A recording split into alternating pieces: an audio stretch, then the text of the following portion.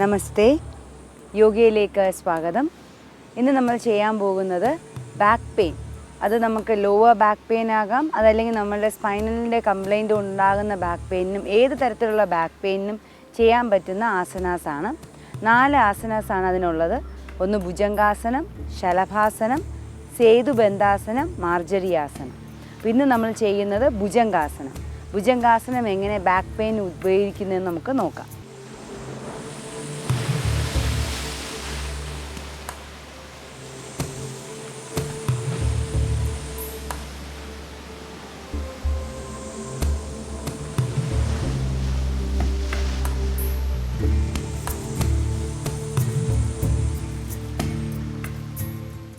ഇപ്പോൾ നമ്മൾ ചെയ്യാൻ പോകുന്ന ഭുജംഗാസനം. വളരെ സാവധാനത്തിൽ കമഴ്ന്ന് കിടക്കുക.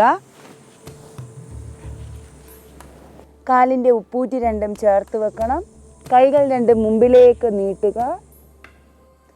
നെറ്റി തറയെ തൊടിയിക്കുക. സാവധാനത്തിൽ കൈകൾ രണ്ടും നിങ്ങളുടെ ഷോൾഡറിൻ്റെ 2 വശങ്ങളിലായിട്ട് കൊണ്ടുവരിക. ഇനി വളരെ പതുക്കെ ശ്വാസം എടുത്തുകൊണ്ട് തല, നെഞ്ച്, അബ്ഡമൻ, വയറ് എന്ന ലെവലിൽ ഉയർത്തുക. മുമ്പിൽ കാണുന്ന വസ്തുവിലേക്ക് നോക്കി കണ്ണടച്ച് റിലാക്സ് ചെയ്യുക.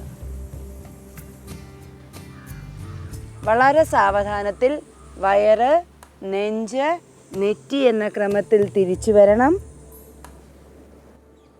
കാലുകൾ അകത്തി വെച്ച് കൈകൾ ഒന്നിൻ്റെ പുറത്തൊന്നായി തല ഇടത്തെ വശത്തോ വലത്തെ വശത്തോ ചരിച്ച് റിലാക്സ് ചെയ്ത് കിടക്കുക.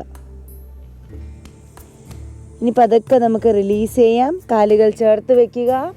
കൈകൾ രണ്ടും വീണ്ടും ഷോൾഡറിൻ്റെ ലെവലിൻ്റെ 2 വശങ്ങളിലായിട്ട് ഷോൾഡർ ലെവലിൽ കൊണ്ടുവരിക. ശ്വാസം എടുത്തുകൊണ്ട് നടു ഉയർത്തി മുട്ടുമടക്കി ജസ്റ്റ് തലയൊന്ന് താഴ്ത്തുക. ഇതിന് ശേഷം മാത്രം നിവർന്ന് എഴുന്നേറ്റിരിക്കുക.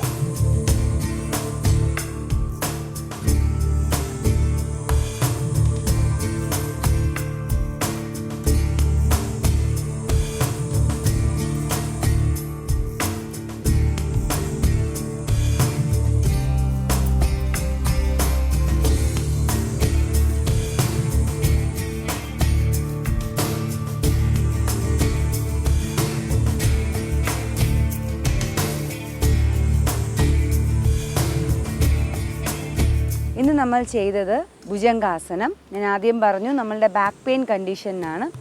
ഇത് ഏത് ടൈപ്പിലുള്ള ബാക്ക് പെയിൻ ആയിരുന്നാലും, മസ്കുലർ ബാക്ക് പെയിൻ ആയിരുന്നാലും അല്ലെങ്കിൽ സ്പൈൻ റിലേറ്റഡ് ബാക്ക് പെയിൻ ആയിരുന്നാലും നമുക്ക് ഈ ഭുജംഗാസനം ചെയ്യാം.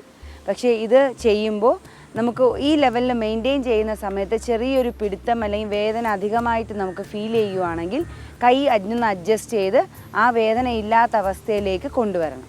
അതുമാത്രമല്ല, ഇത് റെഗുലറായിട്ട് ഏകദേശം ഒരു 3-4 പ്രാവശ്യം 20 സെക്കൻഡ് വെച്ച് 3-4 പ്രാവശ്യം റെഗുലറായിട്ട് രാവിലെയും വൈകുന്നേരവും ചെയ്യുക. എന്നാൽ മാത്രമേ നമുക്ക് സ്പൈനൽ മസിൽസിനെ സ്ട്രെങ്തൻ ചെയ്യാൻ പറ്റുള്ളൂ. അപ്പോൾ റെഗുലറായിട്ട് നമ്മളുടെ ബാക്ക് പെയിന് വേണ്ടിയിട്ട് ഭുജംഗാസനം ചെയ്യുക. നമസ്തേ.